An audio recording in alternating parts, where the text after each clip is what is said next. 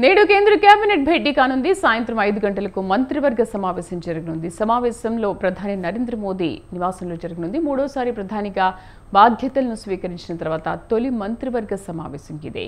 ఈసారి బీజేపీకి తక్కువ సీట్లు రావడంతో ఎన్డీఏ కూటమి పార్టీలపై ఆధారపడడంతో ఆచితూచి నిర్ణయాలు తీసుకోవాల్సి ఉంటుంది.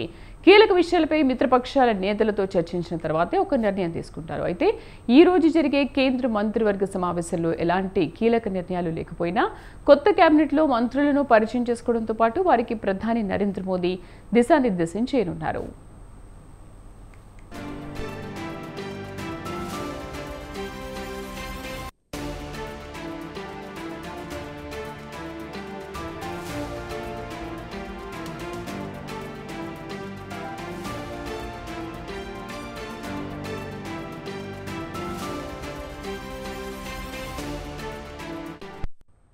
నేడు కేంద్ర కేబినెట్ భేటీ కానుంది. సాయంత్రం 5 గంటలకు మంత్రివర్గ సమావేశం జరగనుంది. సమావేశం ప్రధాని నరేంద్ర మోదీ నివాసంలో జరగనుంది. మూడోసారి ప్రధానిగా బాధ్యతలను స్వీకరించిన తర్వాత తొలి మంత్రివర్గ సమావేశం ఇదే.